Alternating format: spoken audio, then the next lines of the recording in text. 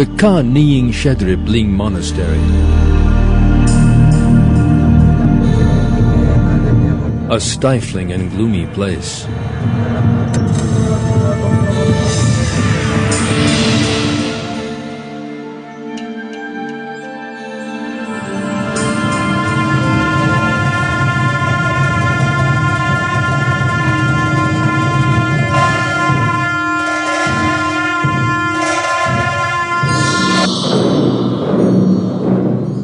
Those who will be participating in this ceremony are young priests.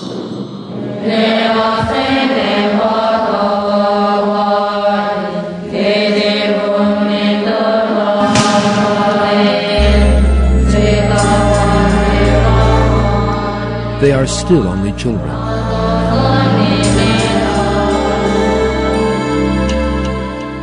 And they will spend their lives in the monastery.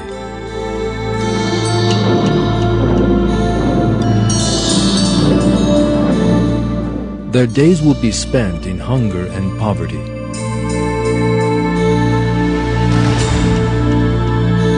They will not work, and they will beg for food.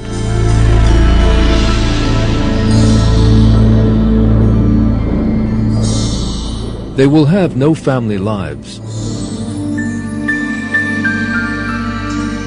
and they will have nothing to wear but these clothes.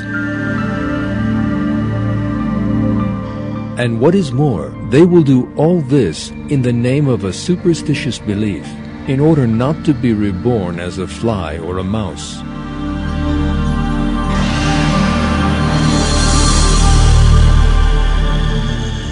Because they believe in a religion that is full of superstition and error. Buddhism.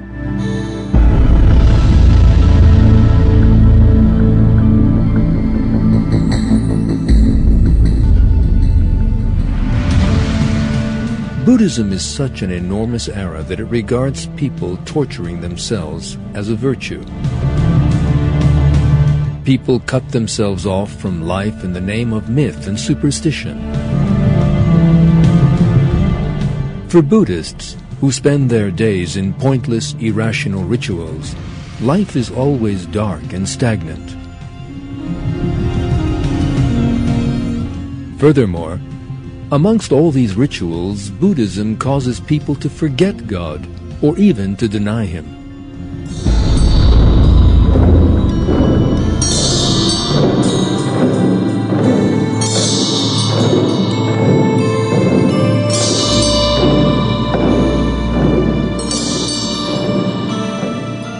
Islam, on the other hand, totally opposes this distorted mentality.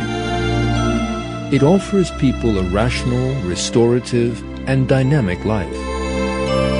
Quite unlike Buddhists, those who live by the moral values of Islam are always productive, happy, and at peace. And most important of all, those who live by the moral values of Islam draw close to God, the Lord of all creation, and gain the greatest happiness possible for human beings, the good pleasure of God.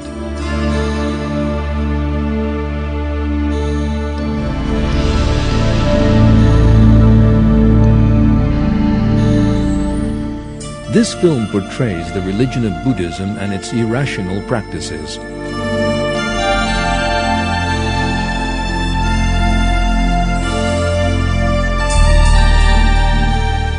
Those who regard Buddhism as a road to peace and contentment as a result of deceptive propaganda should pay close attention to the truths described in this film.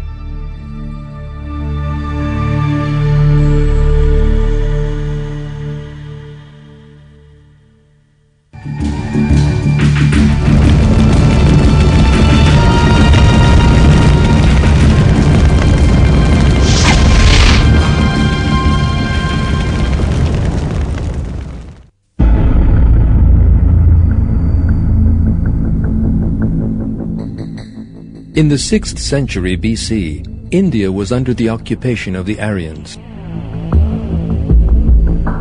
The dominant religion in the country was that of the Aryans, Brahmanism. The Aryans implemented a strict caste system in the country. Under that caste system, society was divided into different groups. Brahmin priests were at the top of the system and ruthlessly oppressed the people. During those years, a son was born to Prince Suddhodana, a member of the noble Sakya family, Siddhartha Gautama.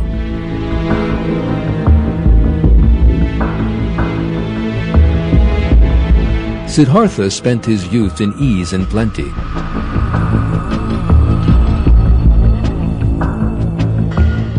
When he reached the age of 29, however, he left the palace he was living in and turned to a mystical quest, as a result of which he set out certain principles. These principles gradually turned into a teaching, Buddhism.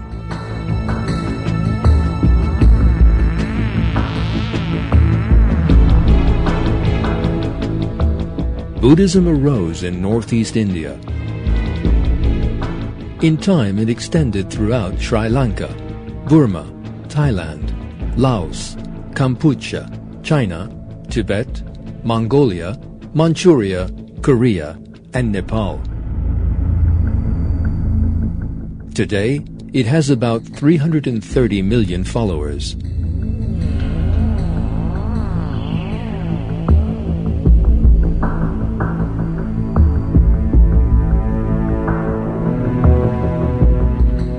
The word Buddha means the awakened or enlightened one, signifying the spiritual heights that Siddhartha Gautama is supposed to have attained.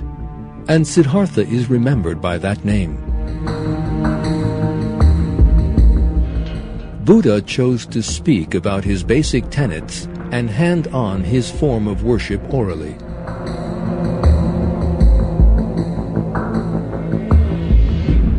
The teachings of Buddha were handed on from generation to generation, in oral form only, for 400 years.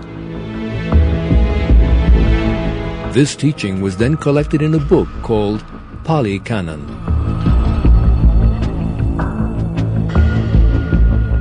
The text regarded as sacred by Buddhism today is the Tipitaka, which contains many crass errors. This text was written in the Pali language.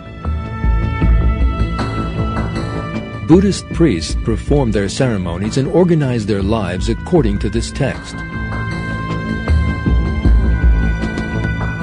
The only subject matter in these books is people suppressing all their desires and trying to train their souls by living lives full of poverty and suffering.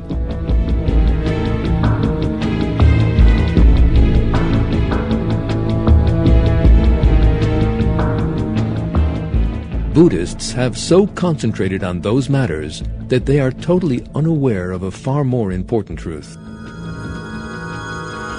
That truth is the existence of God.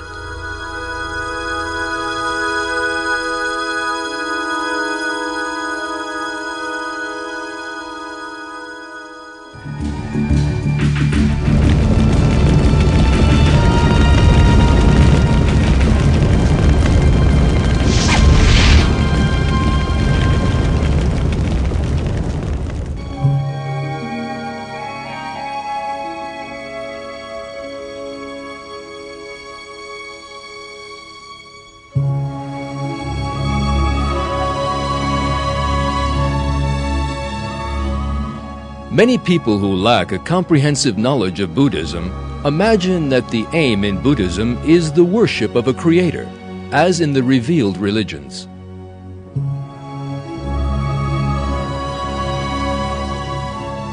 The truth, however, is